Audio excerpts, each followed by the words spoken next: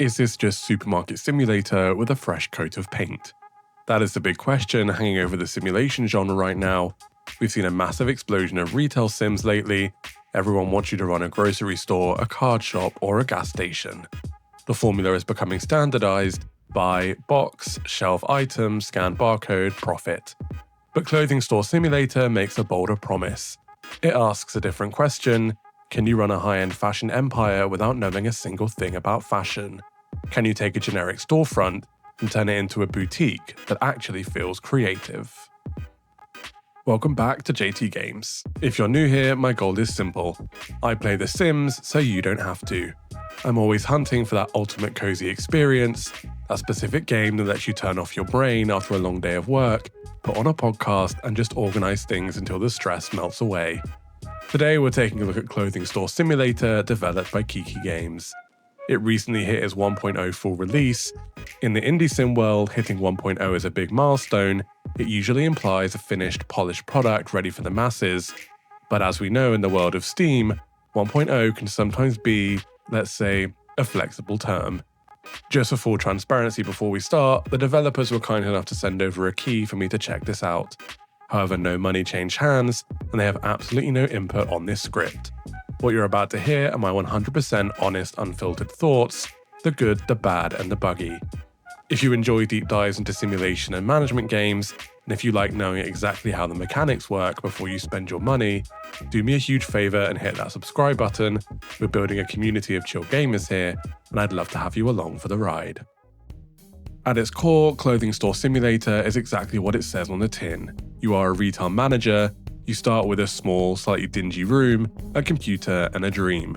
Your loop is familiar to anyone who has played a Tycoon game in the last 20 years. You buy stock, you play stock, you set prices, check out customers, and use the profits to expand. However, unlike the grocery sims where you are dealing with uniform boxes of cereal and jugs of milk that stack perfectly in rows, here you are dealing with the chaos of fashion. Racks, hangers, shelves, and mannequins. The vibe isn't efficiency at the checkout lane, it's boutique aesthetic.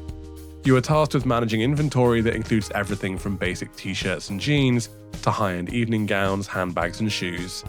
But Kiki Games is trying to do something different than its competitors. They are trying to introduce creativity into the mix. The game pitches itself not just as a logistics simulator, but a design simulator. It wants you to feel like a creative director, not just a cashier, and gives you tools to alter the clothes, change the store layout, and curate a vibe. But does it actually work? Does the game succeed in making you feel like a fashion mogul, or do you just feel like a warehouse worker with better lighting? To answer that, we have to look deep into the gameplay loop. Let's talk about the stocking mechanics, because this is the bread and butter of any simulator. If this part feels bad, the whole game falls apart, and this is where Clothing Store Simulator makes some very distinct choices. Choices that you will either love or hate. In Supermarket Simulator, stocking is about speed.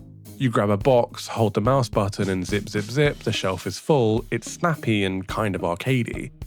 In Clothing Store Simulator, the physics are heavier. The process is more deliberate. When you order 500 shirts, they arrive in boxes on the curb. You have to carry these boxes into the store, but you can't just aim at a rack and blast the clothes onto it. You have to be precise, and you're dealing with individual hangers. This brings us to the friction factor. In the early game, this friction is high. You don't have a cart, you don't have staff, it's just you running back and forth from the curb to the racks. The box physics are, well, they're pure Unity physics. You'll find yourself playing Tetris with cardboard boxes. If you drop a box, it might tumble weirdly. If you try to stack them too high, they topple. There is a specific annoyance here: click fatigue. Because you aren't just placing product A on shelf B, but rather hanging individual items, the amount of clicking required to stock a large shipment is massive, it's repetitive, it's manual labor. However, and this is crucial, once you get past the initial frustration, a rhythm does set in. There is a specific flow state that you enter. Grab box, walk to rack, open box, click, drag, hang, click, drag, hang. It becomes muscle memory. For some people, and I include myself in this repetitive action is strangely soothing. It quiets the mind, but if you're someone who values efficiency over immersion, the first 2 hours of this game might just test your patience. Now let's pivot to the feature that truly separates this title from the pack, the design studio. This is a unique selling point. Most retail sims are strictly about resale. You buy a product, you mark it up, and you sell it. You are middleman. In Clothing Store Simulator, you can actually create your own brand. You can pick a base template, say a t-shirt or a dress, and then modify the color, add patterns, and even upload your own logos or images if you want to get really custom. I'll be honest with you, is this a deep, complex fashion design tool? No. It isn't the Sims 4 creator style, it isn't Photoshop. It's a bit gimmicky. You are essentially just swapping textures and hex codes, the patterns are preset, and the customization has limits. But despite its simplicity, it adds a massive layer of psychological ownership to the store. There is something genuinely cool about designing a specific line of summer beachwear, putting it on a dedicated rack near the front of the store, and naming it the JT collection. When you see a customer walk in, ignore the generic stock and pick up the shirt you designed, that is the dopamine hit that Supermarket Simulator simply cannot provide. It breaks up the monotony of the buy low, sell high loop. Even if the tool is simple, the agency it gives you is powerful. You aren't just a shopkeeper, you're a brand owner, and for the creatives watching this, that little distinction might be enough to sell you on the game. A quick question for the comment section. If you played this, did you actually try to make good designs, or did you just make the ugliest, brightest neon shirt possible and charge $500 for it? I definitely made a few fashion crimes in my playthrough. Let me know what you named your brand down below. We need to address the presentation. Simulation games are not known for their graphics, but where does this one land? I'm going to be blunt. This game gives off strong Unity asset flip vibes in the environment. The streets look generic, the cars look like blocks, the trees are static assets you've seen in a dozen other games. If you're looking for immersion in the world outside your store, you won't find it here. However, the actual clothes look pretty decent, and that's what matters, right? The textures on the fabrics, the way the light hits a silk dress versus a cotton shirt, it's passable. The clothes have weight and texture. Performance-wise, the game is surprisingly stable for a 1.0 indie release. On my rig, I maintained a solid frame rate even when the store was full of customers and boxes. It doesn't seem to suffer from the memory leaks that plague other Sims. But it does have jank. I've seen items clip through shelves, I've seen boxes vibrate on the floor, I've seen customers walk through closed doors. It lacks that polish, but in the cozy sim genre, we often forgive a little jank as long as it doesn't break the game. And in my 20 hours, nothing game-breaking happened, just funny little glitches. So who are you selling to? Let's talk about the NPCs. In many Sims, customers are just wallets with legs. They walk in, grab an item, and vanish. Clothing Store Simulator does something I really like, the changing room mechanic. Customers don't just grab and go, they will pick up items, walk to the fitting room, and moan if they're full. This adds a surprising amount of life to the store. Seeing an NPC try on that dress you just stocked, turn around in the mirror and then decide to buy it, it's a nice detail. It makes the store feel inhabited and validates your layout choices. However, the AI is not perfect, far from it. I've seen customers get stuck in corners, walk in weird loops, and sometimes their pathfinding logic is baffling. They aren't smart, they're functional. Also, one missed opportunity, the customers don't seem to have preferences. A construction worker NPC will buy a high-end evening gown just as often as a fashionista NPC. There's no demographic targeting, which makes the simulation feel a little shallow. Let's dig into the math. Why do we play these games? We play them for the dopamine hit of number go up.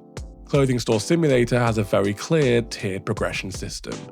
It works on a license system. At the start, you can only sell basic clothes.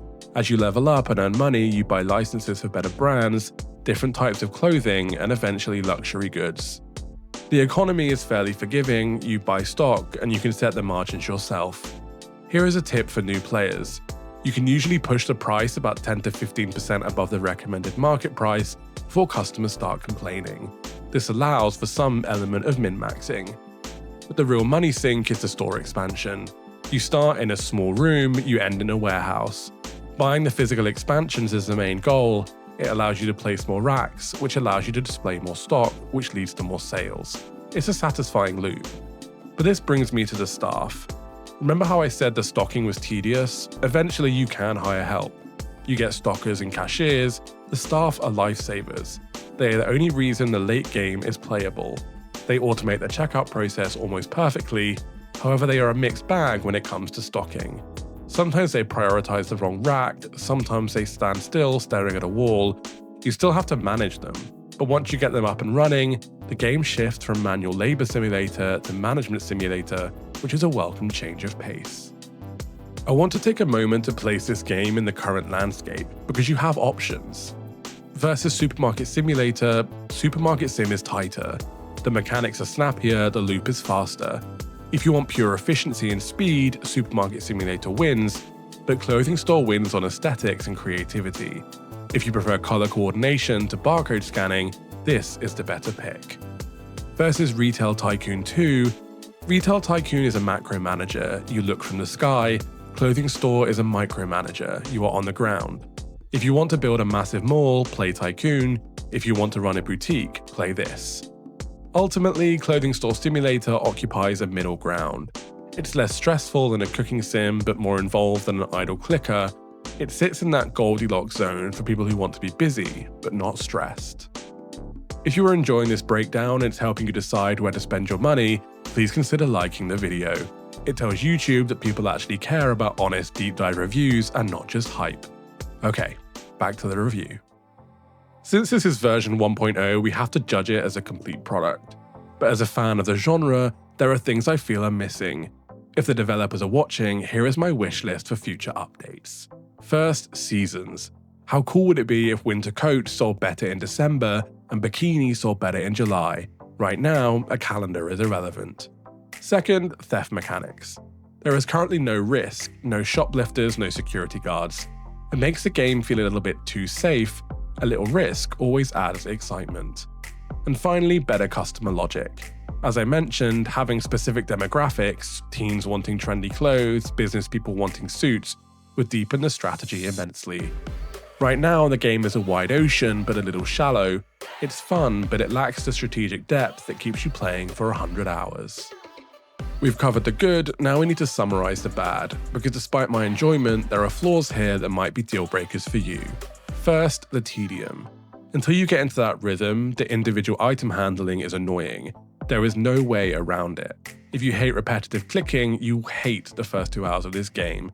The lack of a bulk stocking tool is a baffling omission. Second, the late game wall. Once you have unlocked the final expansion and the last brand license, that's kind of it. The economy doesn't get deeper, there are no market crashes, the game runs out of steam once you have bought everything. There is no real endgame challenge, you're just watching the money pile up with nothing to spend it on. And third, the audio design. We haven't touched on this, but the sound is functional. The background music is a generic elevator loop that you'll likely mute after 20 minutes to put on your own Spotify playlist. It's not bad, it's just forgettable. So how much value are you getting here? The game usually retails around the $13 mark depending on your region. For that price, I think you get a solid 15 to 20 hours of engaging gameplay before the loop starts to feel stale. That is roughly $1 per hour of entertainment, which is a fair value proposition. The replayability doesn't come from the mechanics, it comes from you. If you're the type of player who loves to tear down your store and rebuild it with a new color theme, or if you want to spend hours designing a full line of custom merchandise, you can double that playtime. If you are here purely for the management strategy, you will likely play through it once, max out the store, and then move on to the next game. So is Clothing Store Simulator worth your time and money? Let's break this down into 3 categories because one size does not fit all. Who should skip it? If you're a serious Tycoon gamer, if you love spreadsheets, complex supply chains, and high difficulty management, this is going to be too simple for you. Also, if you have zero tolerance for jank or repetitive clicking, do yourself a favor and skip this game. The early game grind will drive you crazy. Who should wait? If you enjoyed Supermarket Simulator but you are currently feeling burnout on the genre, wait. This game is fun, but it doesn't reinvent the wheel enough to cure genre fatigue. Also, if you're on the fence about the price, wait for a Steam sale. At $13 it's fair, but at $8 or $9, it's a steal. But who should buy it? This is for my cozy gamers. If you love organizing, decluttering, and making things look pretty, if you are creative who loves the idea of seeing NPCs wear your designs, or if you just want a brain-off game to play while listening to a podcast, buy it. It scratches that itch perfectly, it's charming, it's low stress, and the design element gives it a unique flavor that other retail sims just don't have.